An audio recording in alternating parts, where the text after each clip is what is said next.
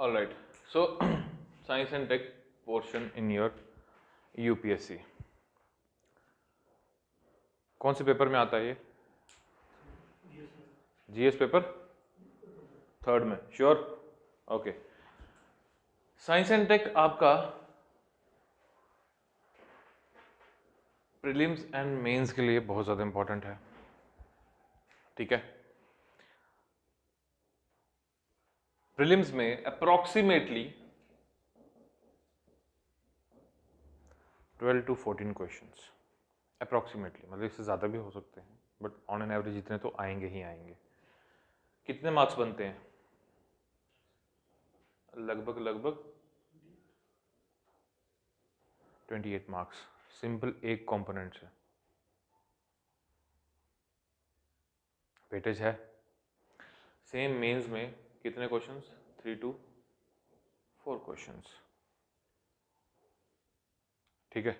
इस बार यूपीएससी क्या कर रही है ना, यूपीएससी जो डायनामिक एस्पेक्ट्स हैं सिलेबस के, उनको काफ़ी ज़्यादा एक्सपैंड कर रही है। समझ रहे हो? जैसे आईआर, पहले आईआर में से बहुत रेयर क्वेश्चंस आते थे, अब आईआर में से बहुत ज़्यादा क्वेश्चंस आ रहे हैं प्रीलिम्स में, ठीक है? तो इसलिए आपका साइंस एंड टेक जो पार्ट है वो इम्पोर्टेंट है, बहुत ज़्यादा इंपॉर्टेंट है, थोड़ा नहीं बहुत ज़्यादा। अब बात करेंगे सोर्सेज की, पढ़ना क्या है इसके लिए?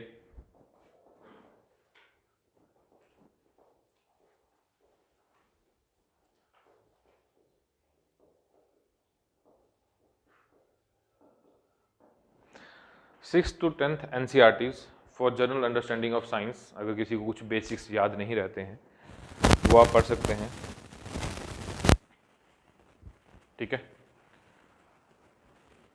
साइंस पार्ट में हमारे पास आती है बायोलॉजी, केमिस्ट्री और फिजिक्स। बायोलॉजी में भी यूपीएससी किस पे ज़्यादा फोकस करती है?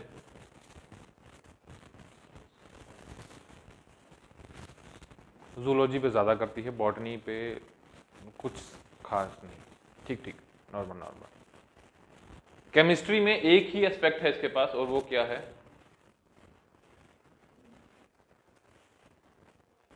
न्यूक्लियर एनर्जी, ठीक है?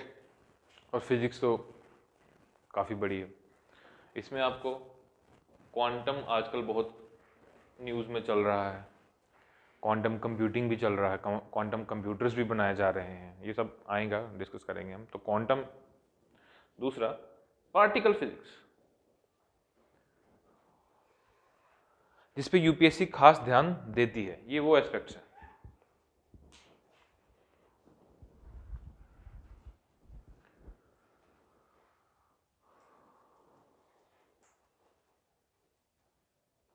ठीक है?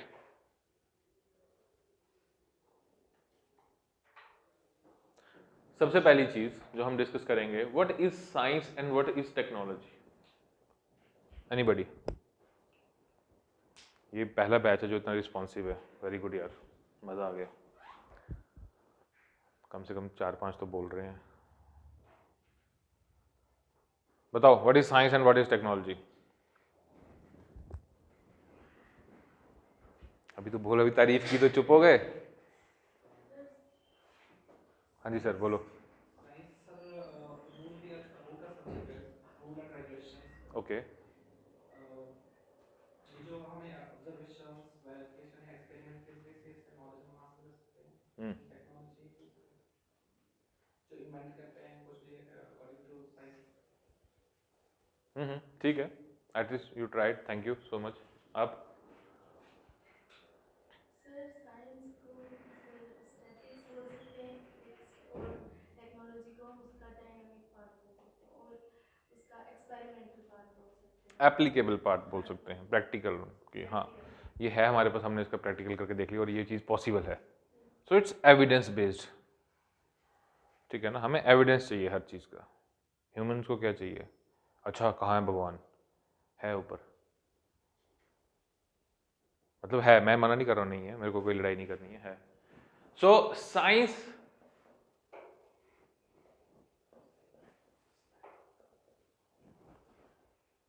फॉर एग्जाम्पल, इंडिया बोलता है कि अरे 0 तो हमने दिया, आर्यभट्टा ने 9 प्लैनेट्स पहले, नवग्रह पहले बता दिए थे, ये कर दिया था, वो कर। एग्जैक्टली इंडिया ने क्या दिया? थ्योरी। वेस्ट ने क्या किया? उसका, इंडिया के पास टेलीस्कोप नहीं था, आइडिया था कि ऐसा हो सकता है, पॉसिबिलिटी है। टेलीस्कोप कहां आया?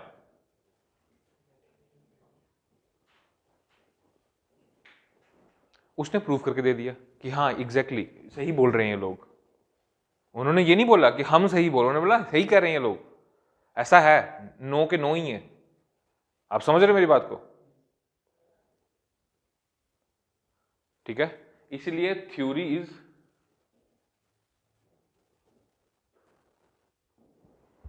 क्योंकि ईस्ट के लोग ना मिस्टिकल हैं। ईस्ट में लाइक ये हमारा भक्ति ट्रेडिशन या फिर सूफीज्म या कुछ भी बोल लो इसको, ये लोग थोड़े से ना अंतरात्मा से बातें करते हैं। उनसे सारी, फॉर एग्जांपल आपके सबसे बड़े एग्जांपल में जो ग्रेटेस्ट मैथमेटिशियन रामानुजन, कोई फॉर्मल एजुकेशन नहीं था उनके पास, कोई पीएचडी का डिग्री विग्री कुछ नहीं था, yet he is the like greatest, one of the greatest mind in mathematics, है कि नहीं? उनसे जब पूछा गया प्रोफेसर हार्डी के द्वारा कि सर आपके पास ये थ्योरीज आती कहां से हैं? बिल्कुल सही जा रहे हो, अप्रोच आपकी सही है, लेकिन कहां से? हमें इतनी साल हो गए यहाँ बैठे हो हार्वर्ड में, हमें तो नहीं समझ आ रहा क्या चल रहा है। तो उन्होंने बोला कि हमारी देवी है जो मुझे गाइड करती है सपने में आके। कैन यू इमेजिन किस लेवल पे थे वो? ये उन्होंने खुद बताया था कि एक देवी है जिनको मैं बहुत मानता हूं, वो मुझे सपने में आके बताते हैं ये सब चीजें। अब आप उसको कुछ किसी का भी नाम दे दो, mystical eastern part, but western, वो हार्डी जो था, प्रोफेसर हार्डी जो उनके मेंटर थे रामानुजन के, उनको प्रूफ चाहिए था, तो वो उसकी थ्योरीज का प्रूफ निकालते थे। And ultimately royal society of London में उनका वेलकम किया गया, उनको मेंबर बनाया गया। इंडियन को मेंबर बनाना बहुत टफ काम था उस टाइम पे, लेकिन yet he became the member. समझ आया? ठीक है सर। अब सवाल यह है कि साइंस तो चलती आ रही है, अब हमें किस चीज पे फोकस करना है यूपीएससी में? यूपीएससी में सिर्फ और सिर्फ आपको आज के टाइम में किस पे फोकस करना है? इस पार्ट पे, टेक्नोलॉजी वाले पार्ट पे, क्योंकि अल्टीमेटली हमें उसका एप्लीकेशन मांगता है। यूपीएससी हमसे एप्लीकेशन मांगता है कि यूज हो रही है, कहां हो रही है। ठीक है, उसमें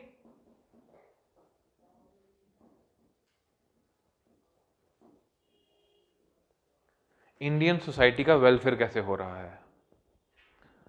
ठीक है, आपने कुछ नया इन्वेंट किया, वेरी गुड, उसके टेक्नोलॉजिकल एप्लीकेशंस क्या हैं? उसको एग्रीकल्चर में हम कहाँ यूज कर पा रहे हैं? Like drones, for example drone से हम कितनी सारी एप्लीकेशंस करवा रहे हैं। उसको मेडिसिन में भी यूज कर रहे हैं, ट्रांसपोर्टेशन के लिए, फर्टिलाइजर स्प्रे के लिए भी यूज कर रहे हैं, एग्रीकल्चर आ गया। ठीक है, माइनिंग में ओवरसाइट रखने के लिए काम कर रहे हैं, कैमरा लगा के रख रहे हैं। ठीक है, डिफेंस में भी काम आ रहा है, बॉर्डर को गार्ड करने के लिए।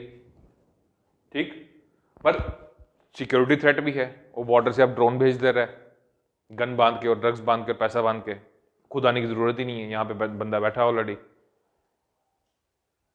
मेरी बात समझ रहे हो? अब ये गवर्नमेंट के लिए एक सोसाइटी के वेलफेयर का इशू भी बन गया और एक सिक्योरिटी थ्रेट भी बन गया।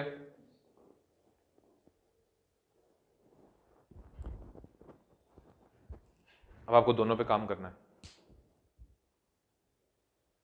समझ रहे हो मेरी बात को?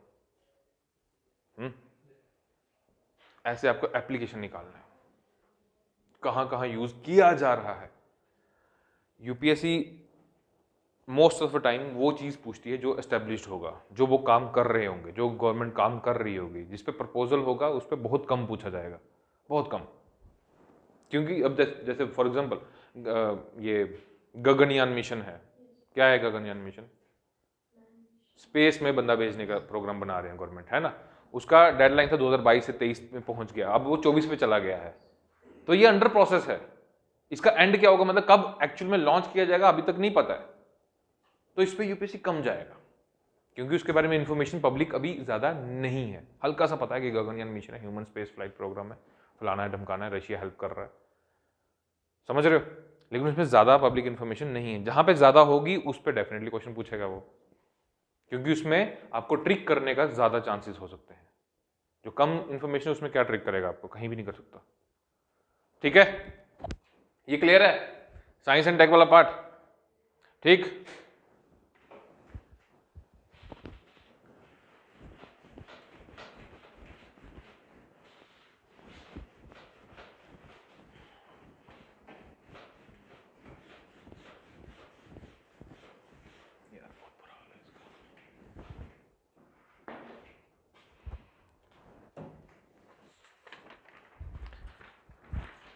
ओके।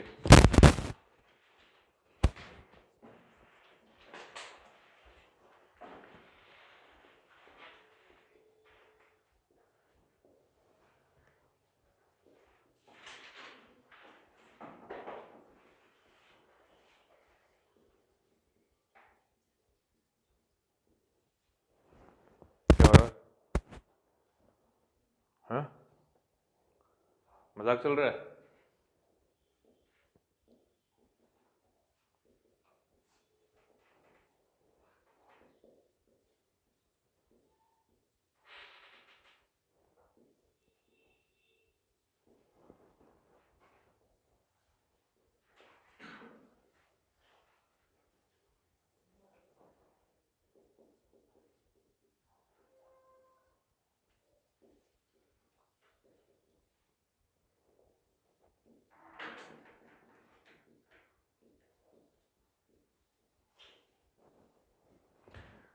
इन सभी हेडर्स के नीचे हम एक एक पॉइंट और लिखेंगे, ठीक है? तो सभी को इस हिसाब से लिखना, मतलब यहाँ पे एक लाइन कर लेना और यहाँ पे हम 1 2 3 4 पॉइंट लिखेंगे, फिर सब में लिखेंगे कि क्या क्या हमारी सब हेडिंग्स हैं यूपीएससी के सिलेबस में जिस पे आपको फोकस करना है। क्लियर है? मेरा पॉइंट समझ गए आप लोग? इसको ऐसे बना लो ना, हॉरिजेंटल वाला, मतलब ये वर्टिकल में मत बनाओ, ऐसे टेढ़ा कर लो इसको। हाँ, थोड़ा इजी हो जाएगा आपके लिए बनाना, स्पेस ज़्यादा हो जाएगा। आपको मैंने कितनी बार बोला वाइट शीट्स यूज़ करो। दो बहाना बढ़िया बढ़िया सा बहाना दो जिस पे मैं यकीन कर लूँ। जल्दी जल्दी जल्दी, कॉपी भी 10 रुपये बड़ी लाया है।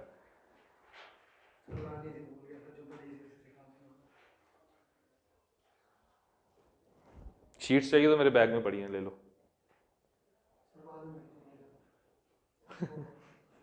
तो इसकी तरह कॉपी रख ले, बहाने पे बहाना।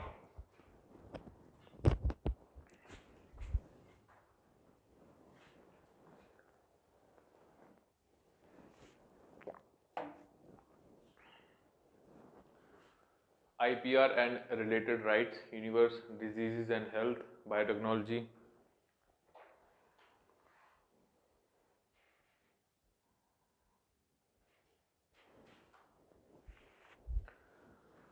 Done? Shall we mention the points now? All right. Write down under the energy section. First point, structure of energy development. These are the sub headings.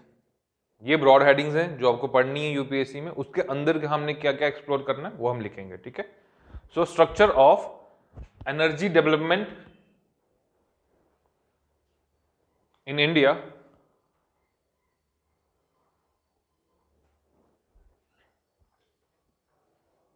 आगे वो छोटा सा डैश डाल के, renewable and non renewable, renewable and non renewable. Second point इसी में, nuclear energy, nuclear energy comma nuclear fuel and radio activity.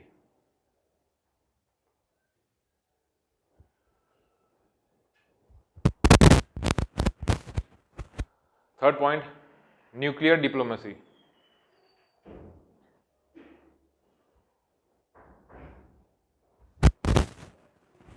Now write down for space.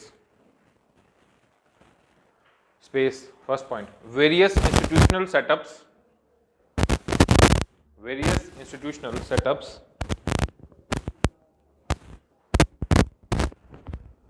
Second point, concept of orbits and launch stations, concept of orbits and launch stations. Third point, satellites and launch vehicle technologies of India, satellite and launch vehicle technologies of India, satellite and launch vehicle technologies of India with space observatory. With space observatory. Fourth point, outer space affairs,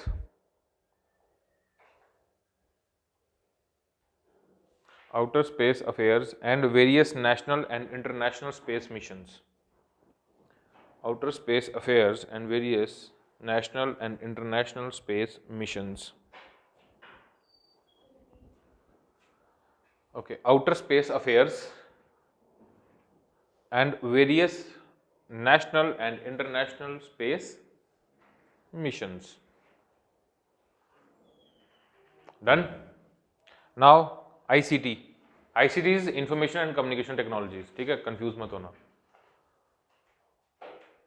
First point, different regulatory bodies and government programs.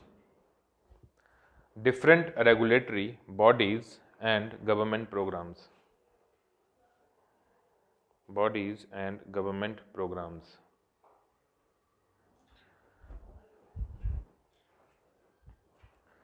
Next, technical aspect of ICT. Technical aspect of ICT. Next, internet, comma, global internet governance network. Global internet governance network. Global internet governance network and their various applications. And their various applications. Next point, ICT related issues and cybersecurity. ICT related issues and cybersecurity.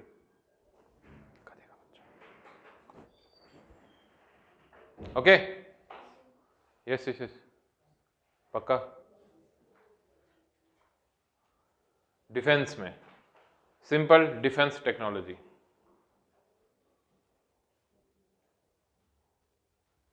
Defense technology. Clear? Then materials. First point, superconductivity. These are the like अभी upcoming में ना important वाला area ये है हमारे पास. So superconductivity. Second, laser. Third, AI, artificial intelligence. Very very very important. Chat GPT का issue चल रहा है ना अभी है कि नहीं, उसके हिसाब से बहुत इंपॉर्टेंट है. एआई हो गया. Fourth, robotics. लिखने की जरूरत नहीं है. AI, artificial intelligence. Fourth, robotics. And fifth, nano technology.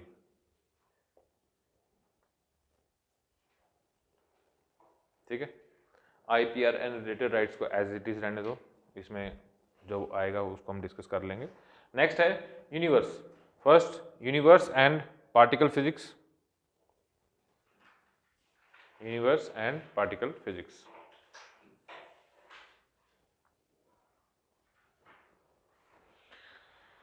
Biotechnology, basic concepts. First point, basic concepts.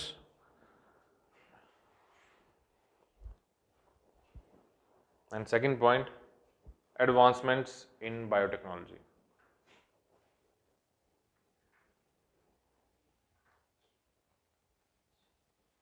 Clear है. And then last, diseases and health में आप लिखेंगे communicable and non communicable diseases. First point.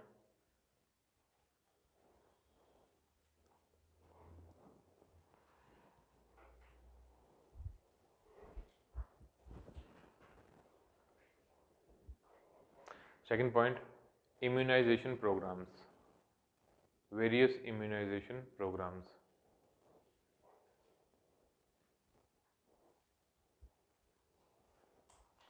Clear है.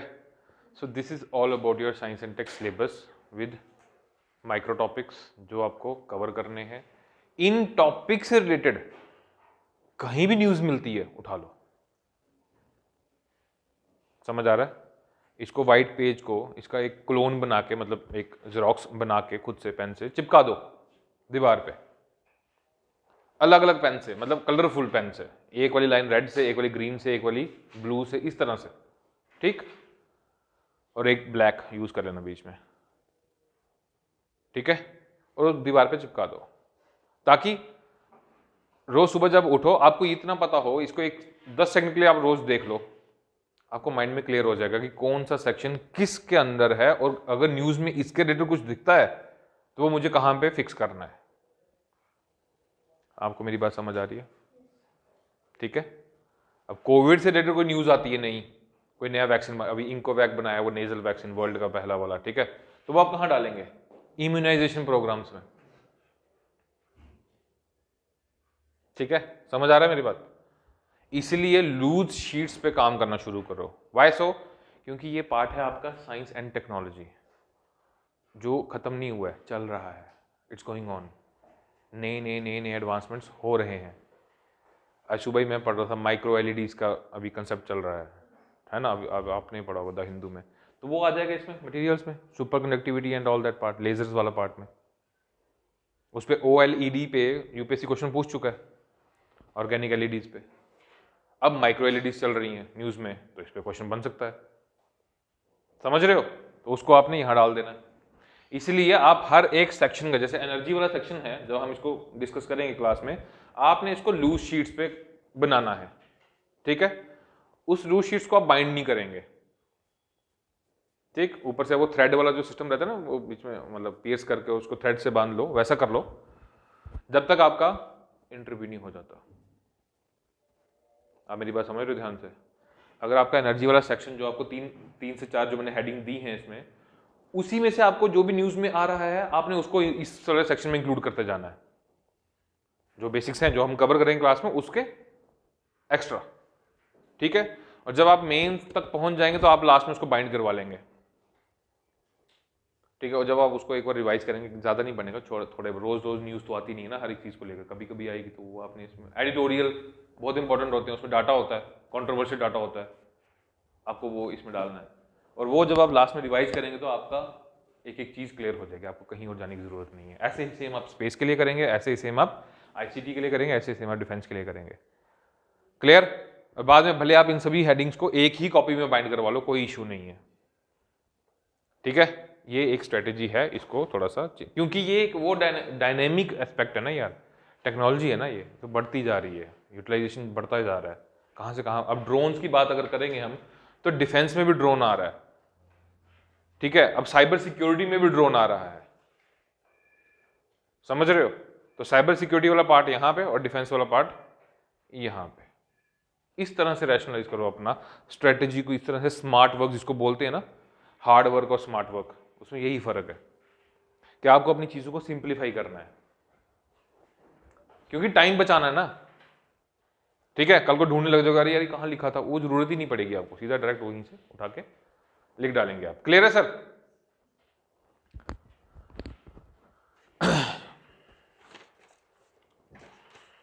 All right, write down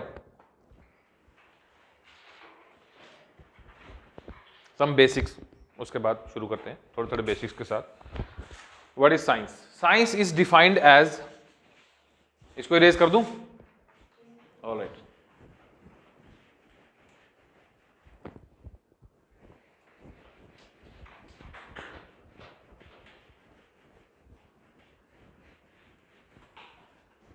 Science is defined as any systematic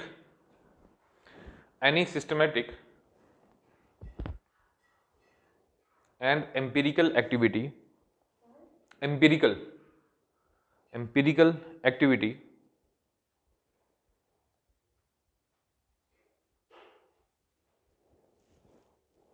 that enhances the physical world knowledge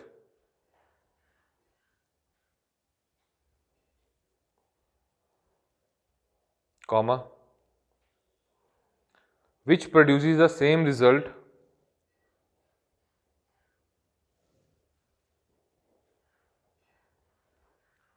under different conditions.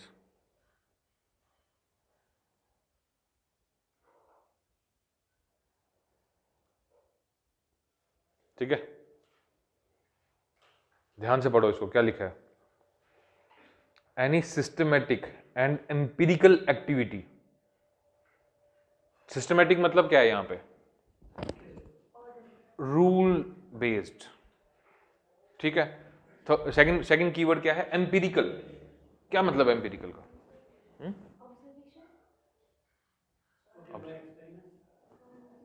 Kind of, जिसमें हम हार ना माने।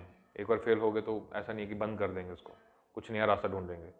Practical है ना हम लाइफ में, रैशनल होना पड़ता है ना लाइफ में, ऐसा नहीं होता।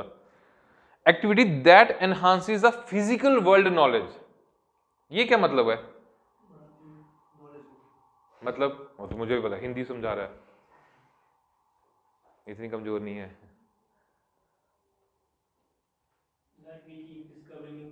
एग्जैक्टली हम कहते हैं बंदर से इंसान बने, तो मटेरियल वर्ल्ड भी तो हमारा चेंज हुआ।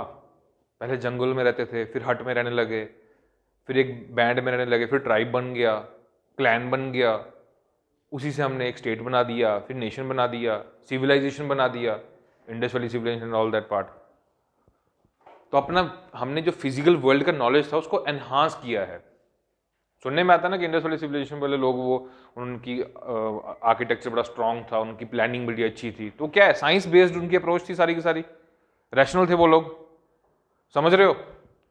ये है which produces the same result under different conditions. समझ है? Now technology.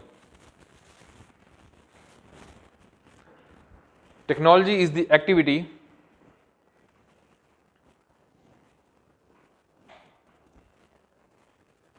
which makes a productive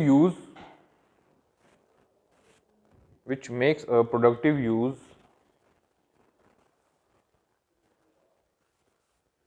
of this knowledge। बोले तो साइंस।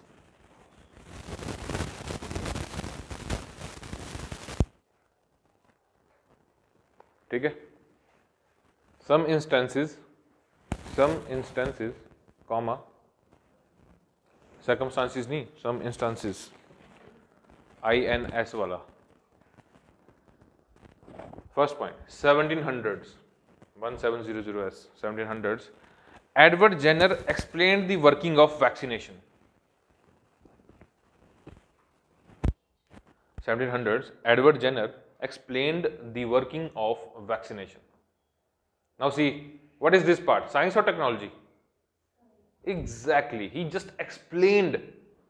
क्या है explained मतलब?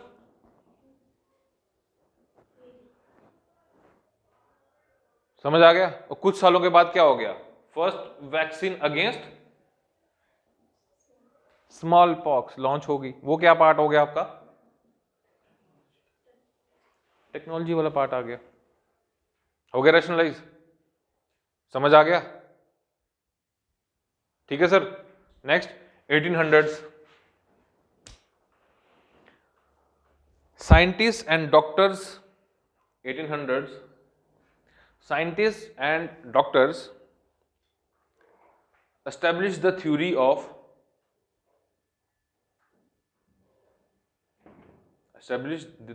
of germs causing diseases। germs causing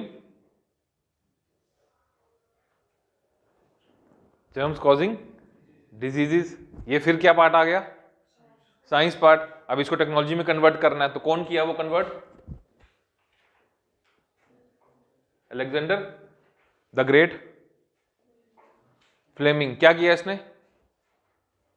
अभी पढ़ो ना पिछली लाइन क्या लिखी है, जर्म्स कॉजिंग डिजीजेस। जर्म्स मतलब बैक्टीरिया, तो उसके लिए हम क्या खाते हैं? एंटीबायोटिक्स। तो ही डिस्कवर्ड फर्स्ट एंटीबायोटिक कौन सी थी? पेनिसिलिन। ये कौन सा पार्ट आ गया? Technology part. है कि नहीं? एप्लीकेशन चल रही है साथ साथ में। क्लियर है सर? कुछ डाउट तो नहीं है सर? ऐसे आपको रैशनलाइज करनी है हर चीज, सिंपल है। मंत्र तो नहीं मार रहा कोई, मैं जादू की छड़ी तो नहीं मेरे पास है, छुपाई हुई मैंने बैग में डाली है, वो पहले मैं तुम लोगों को जादू कर लेता हूँ।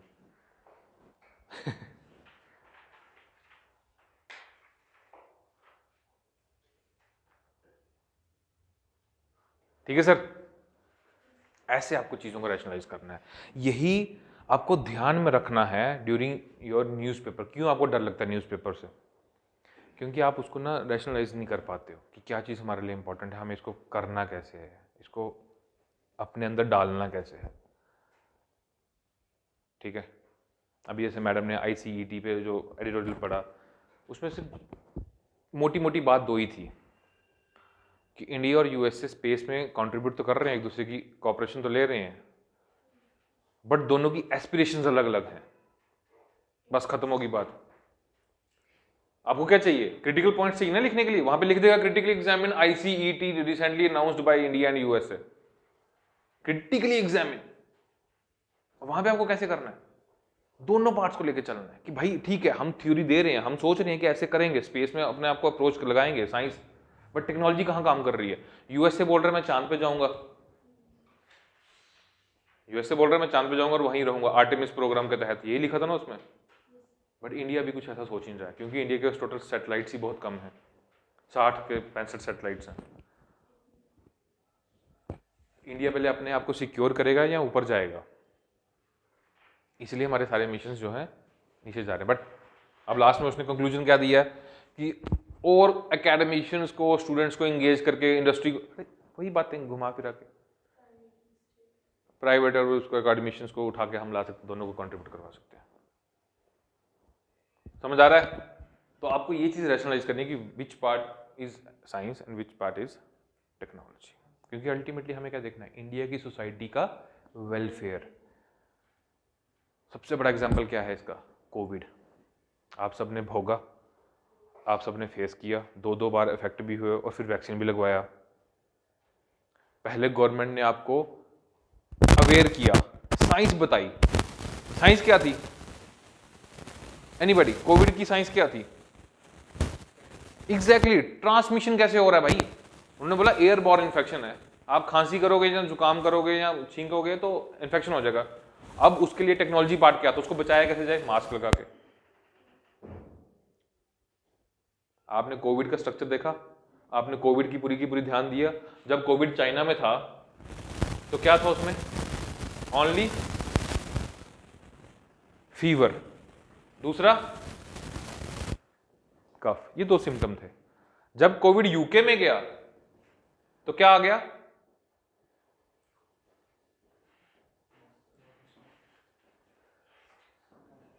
आया? ठीक है। जब इंडिया में आया तो फिर क्या हुआ? इंडिया में आया तो क्या हुआ? हैं जी, ब्लैक फंगस, वो तो आफ्टर शॉक है, कोविड की बात चल रही है वो। अरे वो तो इसी में आ जाएगा, वही तो कोविड है। कोविड आप गलत समझ रहे हैं मैडम, जो आपने बोला ना ब्रेथ शॉर्टलेसनेस, वो यही है। क्या है ये? सारस क्या है? आपकी breath shortlessness, severe acute respiratory syndrome. वो तो कोरोना वायरस की फैमिली ही यही है, वो ये ब्रेथ शॉर्टलेसनेस करेगा ही करेगा आपको, नहीं करेगा तो आप लकी हैं। ठीक है, यहां पे इंडिया में जब ये लॉन्च किया गया या इंडिया में जब ये इंट्रोड्यूस हुआ तो क्या हुआ? इंडिया में अचानक से क्या हुआ? वो सबके नहीं किए, हम बात कर रहे हैं डिजीज की क्वालिटी की, आप उसके इंपैक्ट की बात कर रहे हैं। यहां पे इसका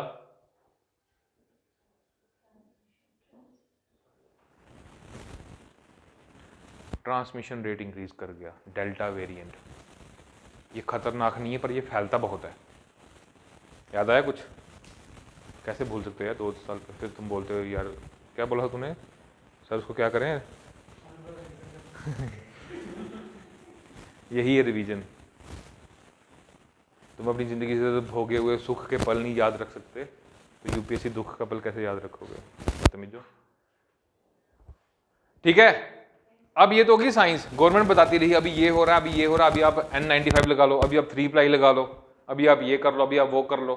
बट हम किस चीज का वेट कर रहे थे, हमें रिलीफ कब मिला? टर्म की बात करो। एग्जैक्टली जब हमें उसकी एप्लीकेशन देखी, किसकी? साइंस की। ठीक है, तुम ये बातें बता रहे हो, इलाज बताओ भैया, हमें इलाज से मतलब है, मरना नहीं है। अभी तो कुछ भी नहीं किया, व्हाट्सएप पे ब्लू टिक भी नहीं हुआ मेरा, तो सीन कर लिया बदतमीज ने, रिप्लाई नहीं किया, मैं कैसे मर सकता हूँ? तो I want vaccination. Government launch Covishield and Covaxin, है कि नहीं? तो ये आ गया आपका टेक्नोलॉजी वाला पार्ट। बात समझ आ रही है मेरी?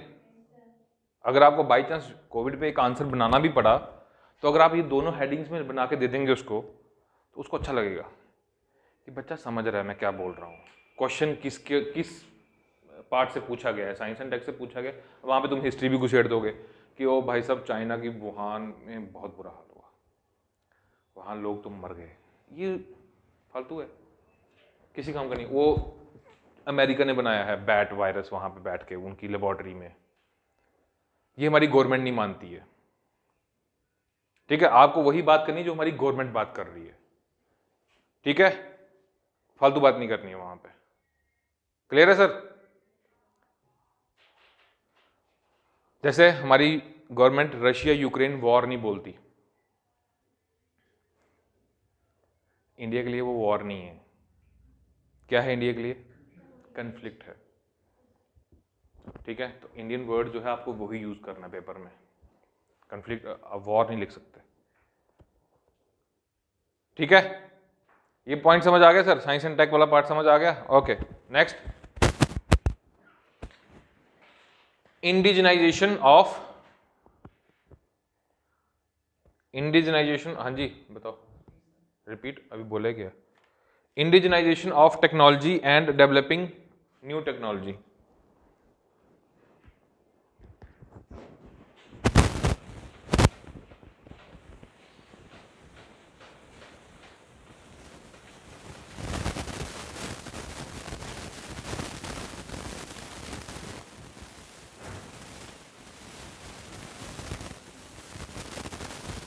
Indigenization of technology and developing new technology. This is the heading.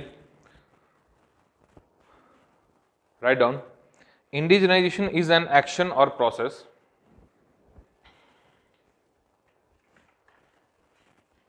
Indigenization is an action or process to bring anything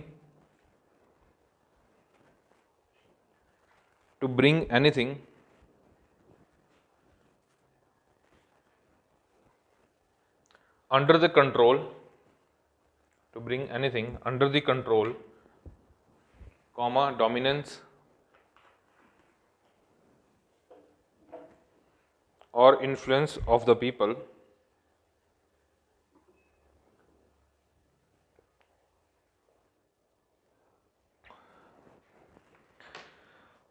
influence of the people, those are native to an area.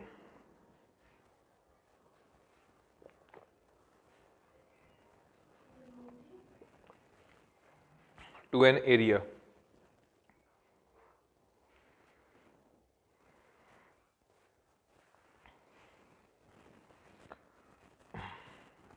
ठीक है, next, since independence India has been working, since independence India has been working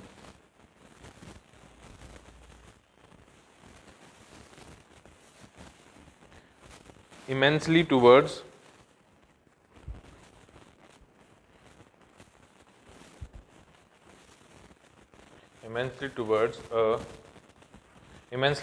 becoming a self-sustained nation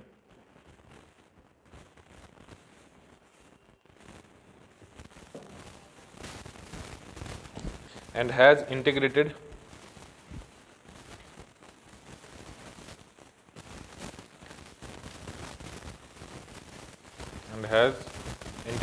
indigenization of technology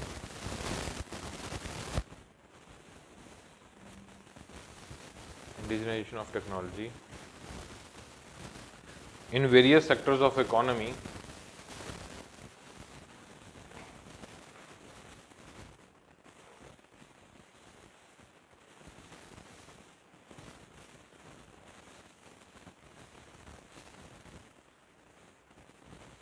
which was completed in 5 phases, was completed in 5 phases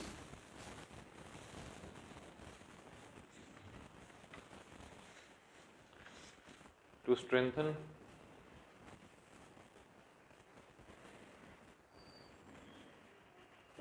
science and tech advancements, S&T लिख दो, S&T advancements.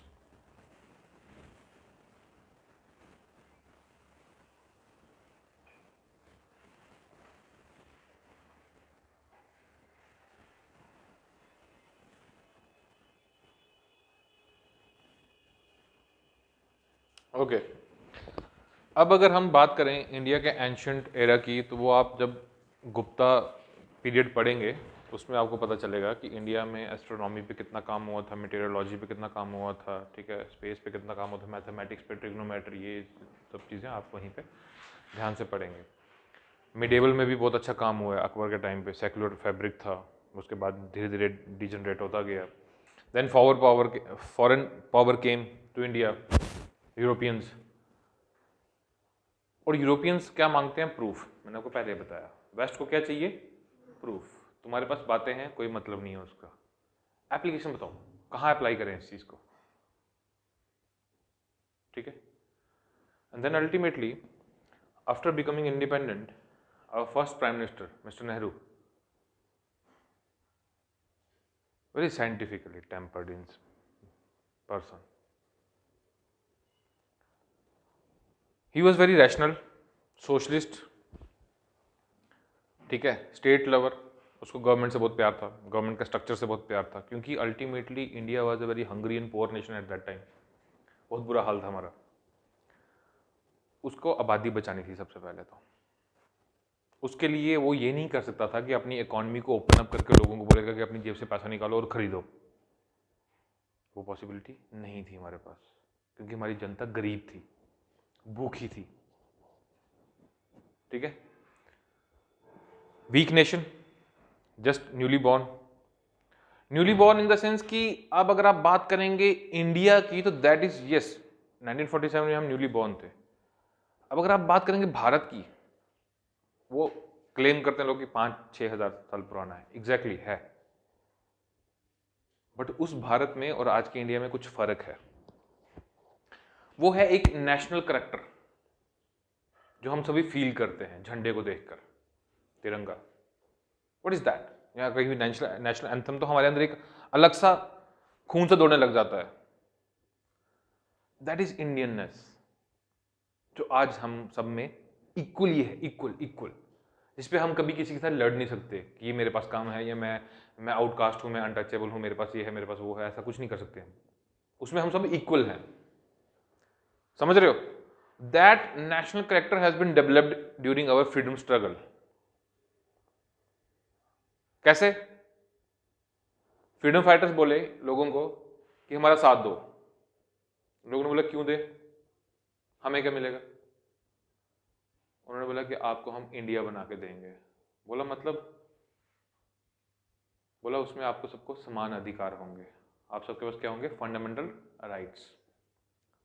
अब लोगों को समझाना कैसे? उसमें बोलेंगे सब एक जैसे होंगे, बराबर, किसी का धर्म नहीं पूछा जाएगा, किसी की जात नहीं पूछी, किसी का प्लेस ऑफ बर्थ नहीं पूछा जाएगा, कहीं भी रहो, कहीं भी जाओ, आप सबके लिए एक समान कानून लगाया जाएगा, इक्वल राइट्स। लोगों ने ये तो बड़ी अच्छी बात है यार, मेरा हमेशा से मन था कि मैं पंजाब में शादी करूं, मैं वहां कैसे जाऊंगा? तो अब तो मेरे लिए आसानी है, चलो ठीक है, मैं तुम्हारा साथ दूंगा। Non cooperation movement, first time mass level पे मूवमेंट चला। इससे पहले मूवमेंट्स बहुत हुए, पार्टीशन ऑफ बंगाल के लिए मूवमेंट हुआ है, but that is just for partition of Bengal, but pan India level पे movement non cooperation movement. Gandhi ji, उसने सिंथेसाइज कर दिया लोगों को, उसमें मतलब जरूरत ही नहीं है ये सोचने की कि मेरा पंजाब है, मैं मेरे को इसके लिए लड़ना है। हम सबका एक ही मुद्दा है और वो है इंडिया की आज़ादी। लोगों ने बोला मतलब? बोला स्वराज। लोगों ने मतलब? बोला सेल्फ रूल। बोला मतलब? बोला आंखें बंद कर और इमेजिन कर कि तूने ब्रिटेन का बना हुआ कपड़ा नहीं पहना है, तूने खुद का हाथ से बनाया हुआ कपड़ा पहना है, तो वो आंखें बंद करके हाथ हिलाया जा रहा है, गांधी जी ने उसके हाथ में चरखा पकड़ा दिया कि चलाता रहे बेटा, बनाओ कपड़ा, चलो खोलो, शाबाश। समझ आ रहा है? Self reliance. स्वराज मतलब सेल्फ रूल।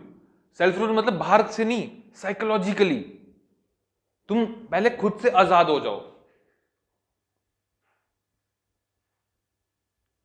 तब ना तुम आजादी की डिमांड करोगे। जब तुम खुद आजाद हो जाओगे, पहना है सूट बूट हैट पहन के और बोल रहा है आजादी दे दो, मारेगा पकड़ के, टाई खोल पहले, मुर्गा बन जा, फिर दूंगा तेरे को आजादी में। पॉइंट समझ आ रहा है?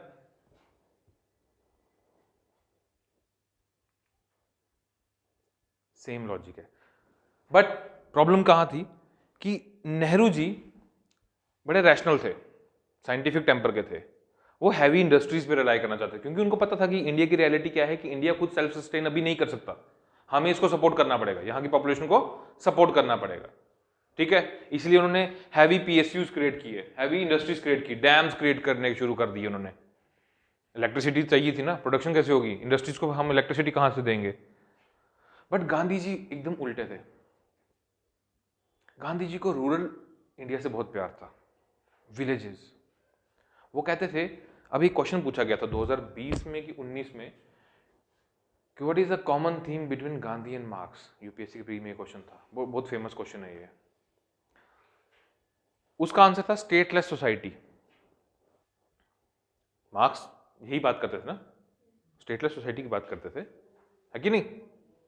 गांधी जी क्यों करते थे स्टेटलेस सोसाइटी की बात? वो तो फ्रीडम स्ट्रगल का पार्ट रहे हैं, उन्होंने अंग्रेजों से लड़ने में हमारी मदद की है, इनफैक्ट बहुत क्रेडिट उनको जाता है। Then what's the point, Gandhi being in like state against the state person? Because Gandhi was anarchist. उसको स्टेट से नहीं, उसको किसी भी तरह के रूल से प्रॉब्लम थी। उनके अकॉर्डिंग ब्रिटिश जाएंगे पार्लियामेंट छोड़ के और इंडियन आ जाएंगे उस पार्लियामेंट में। चेंज क्या हुआ? Transfer of power. उनके अकॉर्डिंग ये उनका व्यू पॉइंट था। वो कहते थे कि इंडिया को सेल्फ सस्टेन छोड़ दो, यहां के लोग खुद डिसाइड कर लेंगे हमें क्या करना है। उनके अकॉर्डिंग वो प्री वैदिक एरा वाला सिस्टम अच्छा था कि लोग अपने हिसाब से चल रहे हैं, अपनी सस्टेनेबल इकोनॉमी को चला रहे हैं, खुद चरखा चला रहे हैं। और ऐसा थोड़ी होता है, प्रोडक्ट पॉपुलेशन बढ़ेगी, एस्पिरेशंस बढ़ेंगी, हमें वर्ल्ड लेवल पे compete करना है, यूएन में अपनी वॉइस को रेज करना है। तो वो सब कैसे होगा? वो वैसे ही होगा साइंटिफिक टेम्पर के साथ। That's why Nehru relied on Soviet model initially, just for planned economy वाला पार्ट। वाई सो? क्योंकि सोवियत्स वो एक प्लान्ड वे में चल रहे थे, 5 साल का एक टारगेट रखते थे, हमें ये अचीव करना है, इसमें हमने ये रखना है, इतना एजुकेशन लेवल अटेन होना चाहिए, इतनी लिटरेसी लेवल अटेन होना चाहिए, ये होना चाहिए, वो होना चाहिए, वो इनका टारगेट था। सेम नेहरू जी ने अप्लाई किया। फिर उन्होंने आईआईटीज खोलने शुरू कर दिए। सबसे पहला आईआईटी कौन सा है? हाँ जी, एनीबडी एल्स? आईआईटी कानपुर। धीरे धीरे सब बोलते जाओ। कोई आईआईटीएन है यहाँ पे? कोई मतलब कोई एम्स वाला है? डॉक्टर है कोई? इंजीनियर? कहाँ से? महर्षि दयानंद यूनिवर्सिटी, वो रोहतक में है। एमएमयू कहाँ है? अम्बाला, हाँ हाँ, यस, याद आ गया। तो एमडीयू ये सरकारी है, गवर्नमेंट? उसमें तो नहीं किए थे वो तुम, जो पीएमएसएसएस वाला स्कीम? मेरा कॉलेज एफिलिएटेड एमडीयू से है, ऐसे तो प्राइवेट कॉलेज था। अच्छा, ऐसे प्राइवेट कॉलेज था, ओके ओके ओके। किस में किया है? मैकेनिकल। हो भाई गॉड, जेई शेई के पेपर दो यार, कहाँ पे? जल शक्ति डिपार्टमेंट में लग जाओ। Any other engineer here? बस एक ही है? कहाँ है इंजीनियर? कोई बात नहीं, ठीक है। सो आईआईटी खड़गपुर, लिखने की जरूरत नहीं है, ये कोई नहीं पूछेगा। आईआईटी खड़गपुर, ठीक है। ऐसे उन्होंने आईआईटीज डेवलप की। किस लिए की आईआईटीज डेवलप? इंजीनियर्स बनाने के लिए? No, research and development. क्योंकि एक इंस्टीट्यूशन, एकेडमिक इंस्टीट्यूशन ही आइडिया लेकर आता है, एकेडमिक इंस्टीट्यूशन ही अपनी लेबॉर्ट्री में उस पर काम करता है। जब वो आइडिया फॉर्मुलेट हो जाता है, साइंस से टेक्नोलॉजी वाले पार्ट पे आ जाता है, तब उसका अगला गोल क्या है? सोसाइटी को सर्व करना। वो कैसे होगा? इंडस्ट्रीज के पास जाके इंडस्ट्रीज को दे दिया जाएगा आइडिया। फॉर एग्जाम्पल, कोविशील्ड किसने डेवलप की थी? Oxford university. ऑक्सफोर्ड यूनिवर्सिटी ने उस कोवैक्सीन को बनाया, उसकी एफिकेसी टेस्ट की अपनी लेबोरेटरी में, ठीक है, इम्यूनोजेनिसिटी टेस्ट की। जब वो कंफर्म होगी कि इतनी है, तो उन्होंने वो फॉर्मूला किसको बेच दिया? एस्ट्राजेनेका को, जो क्या करती थी? दवाइयां बनाती थी, उसको दे दी। उसने वो मास प्रोड्यूस करना शुरू कर दिया। अब वही आइडिया ऑक्सफोर्ड यूनिवर्सिटी से किसने यहां पे ले लिया इंडिया में? सीरम इंस्टीट्यूट ऑफ इंडिया ने, और उसने वो बनाना शुरू कर दिए वैक्सीन कोविशील्ड के नाम से। तो ऑक्सफोर्ड यूनिवर्सिटी क्या है यहाँ पे? साइंस। एस्ट्राजेनेका सीरम इंस्टीट्यूट क्या है? टेक्नोलॉजी। इजी है ना? कंफर्म हो गया ना? ठीक है। सो हमारी जो फर्स्ट फेज था, नेहरू जी का जो फेज था इंडिया में, that was relied on heavy industries and IITs and hydro generation वाला एस्पेक्ट। भाखड़ा नंगल डैम, अब लोग अक्सर इंडस वाटर ट्रीटी के टाइम पे बोलते हैं, अरे हमने वो 3 नदियां उनको दे दी, फलाना कर दी, ढमकाना कर दिया। At that time India was developing various dams on the eastern rivers like Ravi, Beas, Sutlej. हम जे तक पहुंचना बहुत मुश्किल था उस टाइम पे, स्टार्टिंग की बात बता रहा हूँ, ठीक है, क्योंकि और जे सिक्योरिटी के पर्पज से भी बहुत वो था, इशू था इसमें। इसलिए हम उस टाइम पे हिडन तरीके से अपनी डैम्स बना रहे थे ईस्टर्न रिवर्स पे, लाइक भाखड़ा नंगल डैम, जिसने कि पूरे के पूरे नॉर्थ वेस्ट रीजन में बिजली पैदा करी। इधर हमारा कुछ नहीं था, और इधर का पानी हम ज्यादा देर तक रोक भी नहीं सकते, टोपोग्राफी ही ऐसी है। दैट्स वाई हमने वो पानी जाने दिया। हमें कोई ज्यादा नुकसान हुआ नहीं, बट फिर भी हमारे पास कुछ शेयर है जो हम यूज कर सकते हैं उसमें से। समझ आ रहा है? अब उस टाइम पे नेहरू जी की पॉलिसी जो थी, इसमें सेल्फ रिलायंस का कहीं पे भी नाम नहीं था कि हमें खुद में भी सक्षम बनना है, आत्मनिर्भर बनना है, ठीक है, ऐसा कुछ नहीं था। ये आत्मनिर्भरता हमारे में कब आई? जब हमारे प्राइम मिनिस्टर बनते हैं लाल बहादुर शास्त्री। उनका एक नारा, जय जवान जय किसान। वाई सो? जवान तो ठीक है, जवान क्यों बोला उन्होंने? जय जवान जय किसान वाला नारा क्यों दिया? कंफ्लिक्ट भी बहुत ज्यादा थे ना, एग्जैक्टली कौन कौन सा कंफ्लिक्ट था बताओ? जब पाकिस्तान के साथ वार हुई हमारी कौन कौन सी बार हुई? 1947 में, फिर 47 में कौन सी लड़ाई हुई?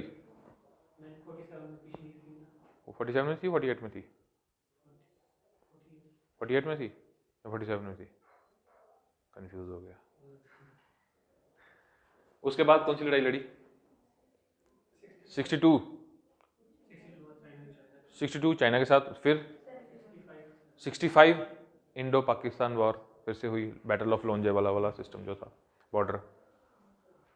एंड देन ये तो हो गया जय जवान, अपने सोल्जर्स का बूस्ट अप करने के लिए, क्योंकि उस टाइम धीरे धीरे इंडिया जो था वो पॉपुलेशन में स्टेबल हो रहा था। बोले तो हमारा MMR IMR infant mortality rate and maternal mortality rate थोड़ा सा डिक्रीज हो रहा था। हमारी पॉपुलेशन जो है वो स्टेबल हो रही थी। उस पॉपुलेशन को एब्जॉर्ब करना था, इतनी लंबी हमारी बॉर्डर लाइन है, कितने कंट्रीज से हमारा बॉर्डर टच करता है, तो वो कहाँ से हम कर पाएंगे? फॉर दैट्स वाई जय जवान। एंड बाय जय किसान ड्रॉट आ गया था। कहाँ पे?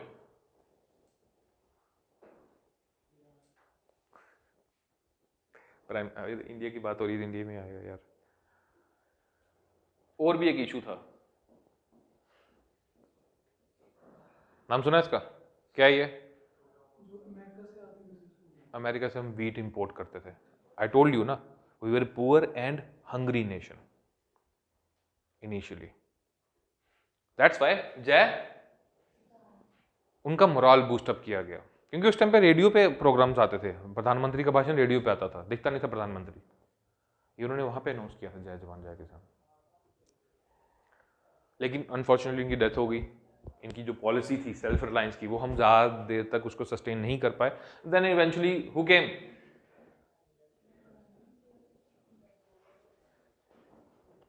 प्यार में धोखा खाई हुई औरत, डेंजरस, किसी पे भरोसा नहीं करती थी,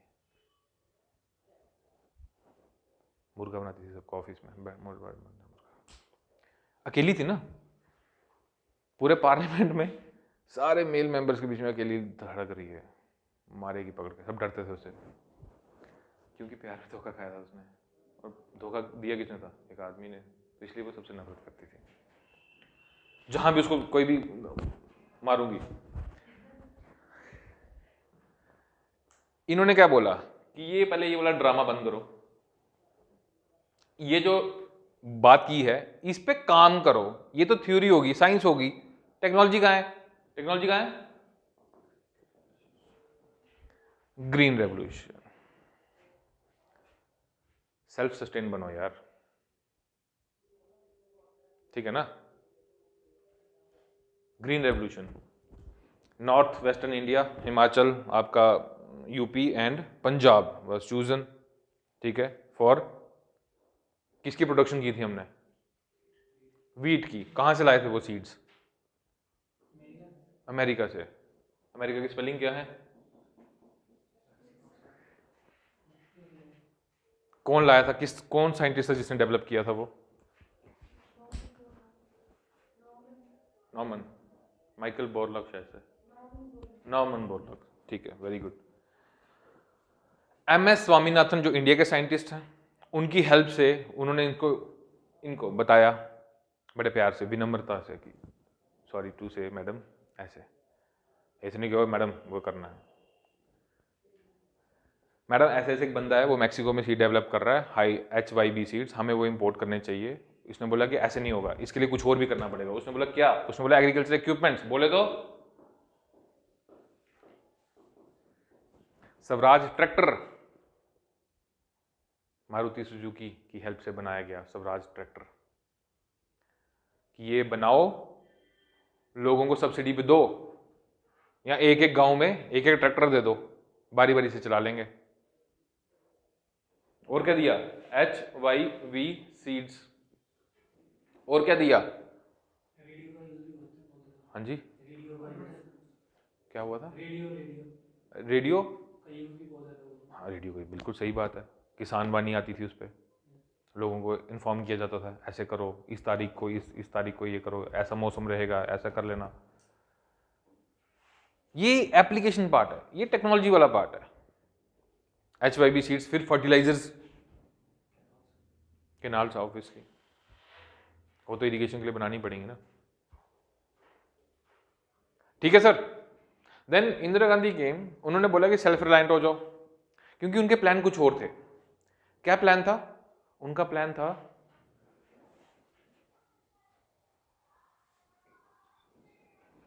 ये बनाना किसी भी तरीके से। उसके लिए क्या करना पड़ेगा? सबसे पहले तो अपनी इंपोर्ट, क्योंकि पाकिस्तान USA का बहुत ही क्लोज दोस्त था, और ये कहाँ से आ रहा था? USA से। और अगर हम पाकिस्तान के साथ पंगा लेते तो इसने USA ने ये बंद कर देना था, हमने भूखे मर जाना था। और भूखे मरने का मतलब कि वॉर में हम अपने सोल्जर्स को फीड कैसे करेंगे?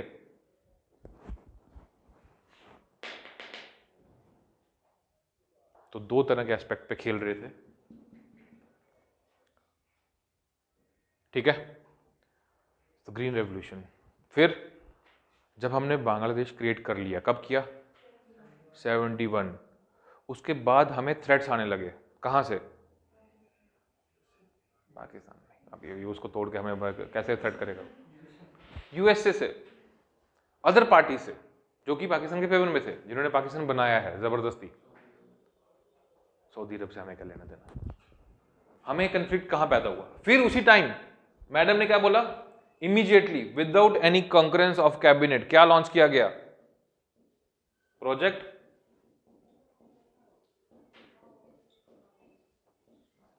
क्या है ये?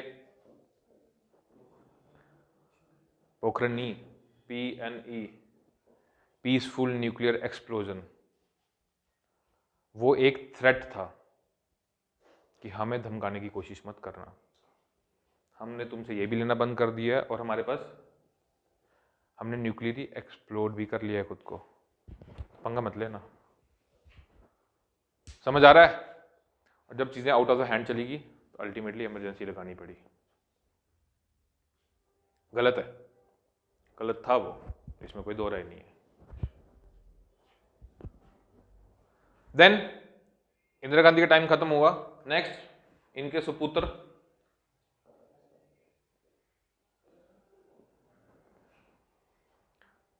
क्या हुआ, इन्होंने क्या किया,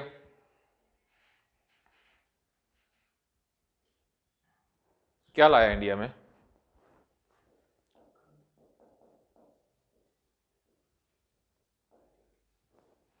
आईटी रेवोल्यूशन, फोन्स, कंप्यूटर्स, इनकी बातें होने लगी इंडिया में। क्योंकि ये टाइम कौन सा चल रहा था, 1980s का। 1984 में इंदिरा गांधी का असैसिनेशन होता है और ज्ञानी जैल सिंह इनको प्रेसिडेंशियल पावर यूज करके इनको प्राइम मिनिस्टर अपॉइंट कर देते हैं विदाउट इलेक्शन, क्योंकि विद इन 6 मंथ इनको अपॉइंट होना पड़ेगा किसी लोकसभा या राज्यसभा में। यही था ना, यही प्रोसीजर है। प्रेसिडेंट अपनी डिस्क्रिशनरी पावर यूज करके किसी को भी प्राइम मिनिस्टर अपॉइंट कर सकता है। उसको 6 महीने के अंदर अंदर या लोकसभा में आना है या राज्यसभा में घुसना है, मेंबर बनना है। IT revolution, at that time USSR was on the brink of collapse, Soviet disintegration होने वाला था। हम लोग किस पे रिलाई कर रहे थे, यूएसएसआर पे रिलाई कर रहे थे। तो इसीलिए हमें खुद को सेल्फ रिलायंट बनाना था आईटी रेवोल्यूशन, क्योंकि हमें पता था कि आने वाला टाइम हमारे लिए चैलेंजिंग होने वाला है। और वही हुआ। 1990s में क्या हुआ, BOP crisis, balance of payment crisis, imports बढ़ गए, एक्सपोर्ट बिल्कुल गए गल्फ वॉर की वजह से। फिर अल्टीमेटली हमें क्या करना पड़ा, अपनी इकोनॉमी को ओपन अप करना पड़ा। ओपन अप करने का मतलब क्या था, सत्यम कंप्यूटर्स, HCL,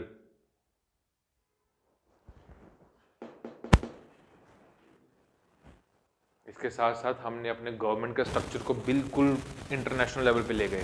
जितनी भी मिनिस्ट्रीज थी जो पहले डिपार्टमेंट के तौर पे काम कर रही थी, उनको हमने फुल फ्लेज मिनिस्ट्री का दर्जा दे दिया। एक पर्टिकुलर मिनिस्टर डेजिग्नेट कर दिया उस चीज के लिए, क्योंकि अब वर्कलोड बढ़ने वाला था, क्योंकि अब बाहर की कंपनीज भी यहाँ आके इन्वेस्ट करने लग गई थी। समझ रहे हो, ठीक है। And then 90s, late 90s का जो टाइम था, दैट वाज वेरी ट्रॉमेटिक। आज प्राइम मिनिस्टर है, 2 दिन के बाद प्राइम मिनिस्टर नहीं है। फिर कोई है, कभी गुजराल जी बन रहे हैं, कभी HD देवगौड़ा जी बन रहे हैं, कभी कोई बन रहा है, कभी वाजपेयी जी बन रहे हैं, फिर कारगिल हो गया हमारे साथ, फिर से वाजपेयी जी की सरकार आती है। तो वाजपेयी जी की सरकार ने एक बड़ा अच्छा काम किया। व्हाट वाज दैट, स्कूल चले हम, सर्व शिक्षा अभियान, राइट टू एजुकेशन एक्ट। याद आया कुछ, 6 से 14 साल, इतनी 14 साल तक की उम्र के बच्चे की एजुकेशन फ्री होगी। तो स्कूल चले हम, वो गाना आज भी मेरे दिमाग में बजता है। समझ रहे हो, क्योंकि उस टाइम पे हमें क्या चाहिए था, आने वाली जनरेशन हमें आईटी में चाहिए थी। तो वो आईटी तभी सीख पाएंगे जब वो स्कूल जाएंगे, फॉर्मल एजुकेशन होगी। That's why Vajpayee ji started Sarva Shiksha Abhiyan, ताकि आज से 20 साल 10 साल के बाद जो भी बच्चा हमारा मार्केट में आएगा या फिर फोरम में आएगा तो उसको पास एक आइडिया होना चाहिए। And in 2004 we elected Manmohan Singh ji, मतलब वही, ठीक है, प्राइम मिनिस्टर थे, इकोनॉमिस्ट, प्रोफेसर, पढ़ा लिखा आदमी। उन्होंने सबसे पहले आगे क्या किया, इकोनॉमी को रीस्ट्रक्चर करना शुरू कर दिया। सबसे पहले जितने जितने हमारे डिस्प्यूट्स चल रहे थे उनको नॉर्मलाइज करना शुरू किया। यूएसए के साथ हमारा सिविल न्यूक्लियर डील 2005, ठीक है। तभी तो हम 2008 में उन्होंने इकोनॉमी को इस तरह से रीस्ट्रक्चर किया कि 2008 के शॉक से हम बच गए। मैक्रो इकोनॉमिक फ्रेमवर्क हमारा इतना स्ट्रॉन्ग कर दिया उन्होंने। एंड देन अल्टीमेटली 2014 और डेयरेस्ट प्राइम मिनिस्टर मोदी जी केम। इन्होंने आते ही विश्व दौरा शुरू करना शुरू कर दिया कि चलो घूमने। पर वो घूमने नहीं गए थे, वो बाहर गए थे इन्वेस्टमेंट लेने। एप्पल को, सैमसंग को ये बोलने कि आओ मेरी कंट्री में जगह बहुत है, यहाँ पे काम करो, फ़ोन यहाँ बनाओ ना यार, मेरे यहाँ पे इतने यूज़र हैं, मेरे ही लोग यूज़ कर रहे हैं, तो यहीं बनाओ ना, क्या दिक्कत है, बाहर क्यों बना रहे हो, वियतनाम का फ़ोन हम क्यों ले, तुम इंडिया में बनाओ, क्या दिक्कत है। उन्होंने बोला कि सर जी आप समझ नहीं रहे हो, आप अभी अभी प्राइम मिनिस्टर बने हो, आपके लोगों के पास स्किल्स नहीं है, अब हमारे पास इतना टाइम नहीं है, क्योंकि हमें वही स्किल बाहर मिल रहे हैं, तो हम आपकी कंट्री में क्यों जाएं भाई। चाचा बोले ये तो बड़ी सीरियस प्रॉब्लम है।